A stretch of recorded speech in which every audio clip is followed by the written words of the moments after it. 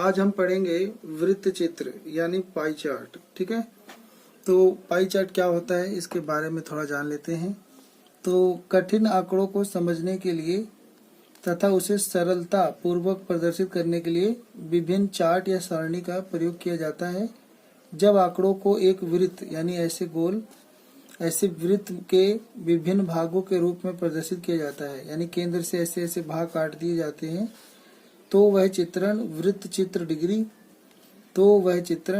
चित्रण यानी pie chart कहलाता है। पाई चार्ट में आंकड़ों का चित्रण डिग्री या प्रतिशत के रूप में किया जाता है। तो दो तरीके हैं, या तो ये डिग्री में होंगे और जो कि आगे आएगा, और ये प्रतिशत में भी हो सकते हैं। ठीक है, तो डिग्री के रूप में चित्रण करने के लिए पूरे वृत्त को 360 डिग्री में विभाजित किया जाता है, जो कि किसी बिंदु पर बनाए गए चारों ओर के कोणों का मान होता है। प्रतिशत के रूप में प्रदर्शित करने के लिए पूरे वृत्त को 100 भागों में बांटकर भाग विशेष को प्रतिशत के रूप में प्रदर्शित किया जाता है। तो ये प्रतिशत वाला पाई चार्ट है, और ये नीचे आपको जो डिग्री में दिख रहा है तो ये डिग्री वाला पाई चार्ट है। ठीक है, तो पाई चार्ट क्या होता है, ऐसे गोल सा होता है, उसके अंदर दो टाइप हो सकते हैं, या तो डिग्री वाला या प्रतिशत वाला। जब डिग्री में होगा तो उसके 360 भाग होंगे। 360 डिग्री होता है क्योंकि पूरे केंद्र पे बना कोण, पूरे वृत्त में बना कोण केंद्र से 360 होता है, और अगर प्रतिशत होगा तो वो 100 होगा। ठीक है, अब यहाँ पे एक उदाहरण से समझेंगे।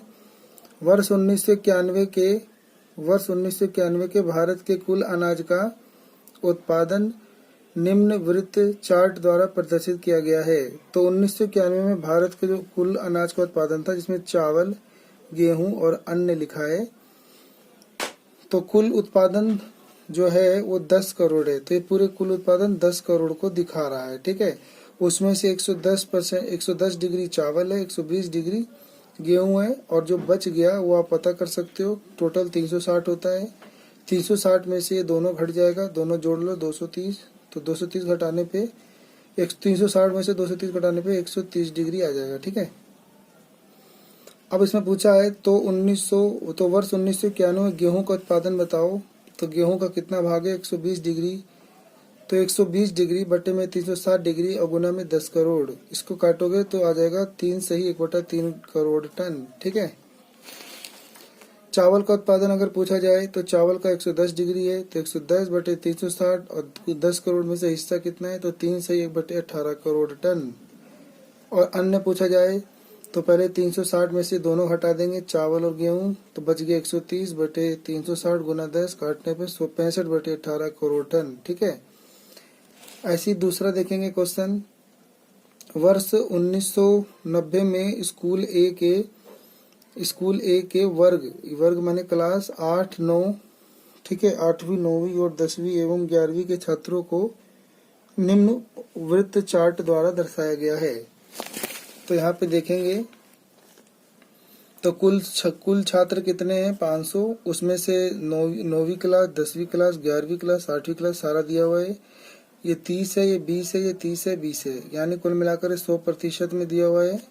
तो अर्थ है कक्षा 8 में कुल कितने छात्र हैं, तो कक्षा 8 में 20% है। तो 20 और बटे में 360 नहीं लेंगे क्योंकि ये प्रतिशत वाला पाई चार्ट है, तो बटे में 100 लेना है। और कुल छात्र कितने हैं, 500। तो 20 बटे 100 गुना 500, तो यह आ जाएगा 100 छात्र 8वीं में है और 9वीं में पूछना है। तो 9वीं में 30 है, तो 30 बटा 100 गुना 500 काट दोगे तो 150। ऐसे हम 10वीं और 11वीं का भी आप निकाल सकते हो।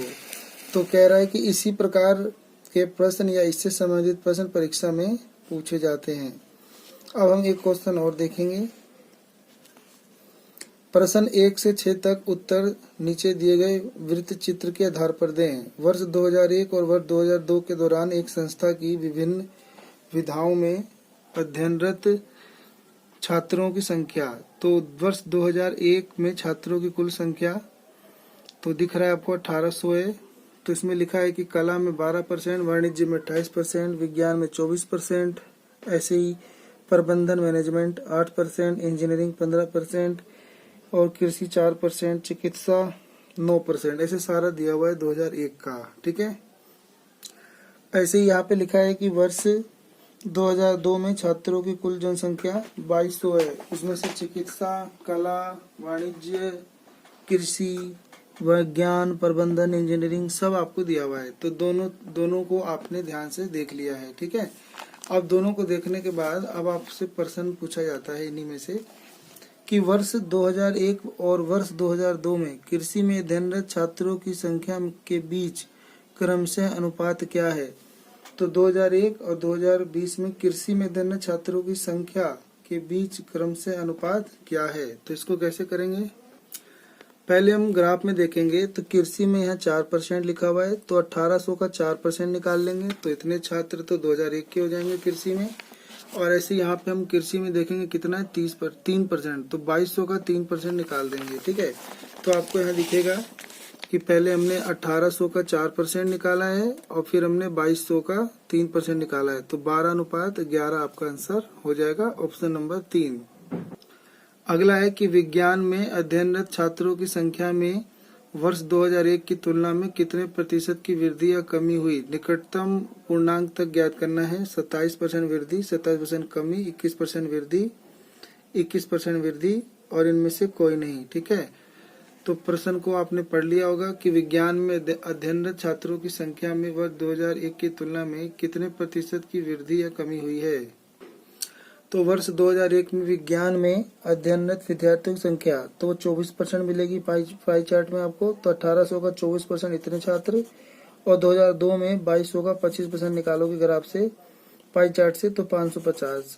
अब दोनों में कितने का अंतर है, तो दोनों को घटा के बटे में 432 क्योंकि पिछला वर्ष 2001 लेंगे और गुना 100 तो 27% आ जाएगा, ऑप्शन नंबर 1, ठीक है।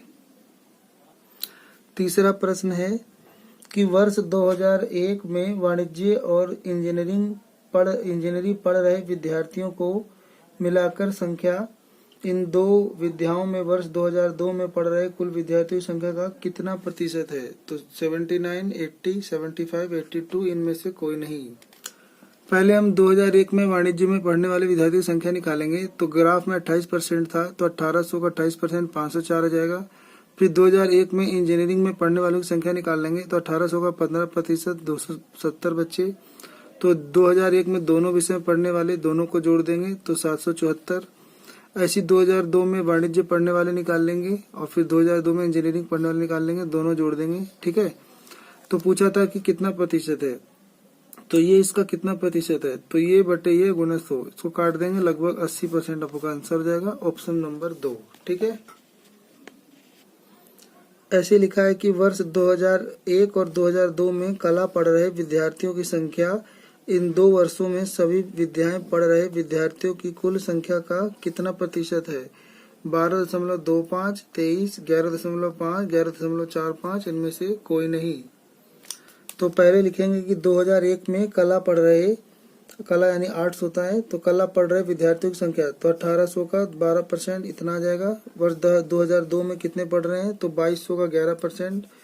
ये 11% कहाँ से लिया, तो वृत्त चित्र में देखकर, पाई चार्ट में देखकर 242। अब दोनों में कुल कितने बच्चे पढ़ रहे हैं, तो दोनों को ऐड कर देंगे तो 458। अब दोनों वर्षों में सभी विद्यार्थियों की कुल संख्या तो 1800 और 2200 यानी 4000। अब 4000 से हमें इसका प्रतिशत पता करना है, तो प्रतिशत निकालने के लिए ये बटा ये, तो 458 बटे में 4000 गुना 100 काट देंगे तो 11.45, ऑप्शन नंबर 4 हो जाएगा, ठीक है। क्वेश्चन नंबर 5 है कि वर्ष 2001 में प्रबंधन यानी मैनेजमेंट पढ़ रहे विद्यार्थियों की संख्या और 2002 में कला पढ़ रहे विद्यार्थियों की संख्या के बीच का अनुपात क्या है। तो 2001 में प्रबंध कितने पढ़ रहे हैं 8%, तो 1800 का 8% निकालेंगे 144। और 2002 में कितने पढ़ रहे हैं कला, तो 2200 का 11% 242। अब इन दोनों का अनुपात निकालना है, तो अनुपात लिख के 4 के पढ़ से काट देंगे, ये आपका आंसर हो जाएगा 72:121, ऑप्शन नंबर 5, ठीक है। अगला क्वेश्चन है छठा कि वर्ष 2001 में चिकित्सा पढ़ रहे विद्यार्थियों की संख्या वर्ष 2001 में विज्ञान, इंजीनियरिंग और कला पढ़ रहे विद्यार्थियों की मिलाकर संख्या का कितना प्रतिशत है, ठीक है। तो पहले हम निकाल लेंगे 2001 में चिकित्सा पढ़ने वाले बच्चे, तो 1800 का 9% 162। फिर 2001 में विज्ञान पढ़ रहे बच्चे तो 1800 का 24% 432। फिर 2001 में इंजीनियरिंग पढ़ रहे बच्चे तो 1800 का 15% 270। अब हम क्या करेंगे, तो पहले हम 162 यानी जो चिकित्सा पढ़ रहे हैं उनका तीनों से अनुपात निकालेंगे। तो पहले हम तीनों को जोड़ के 884 निकाल लेंगे और काट के 18.75%। ऑप्शन नंबर फर्स्ट आपका सही हो जाएगा।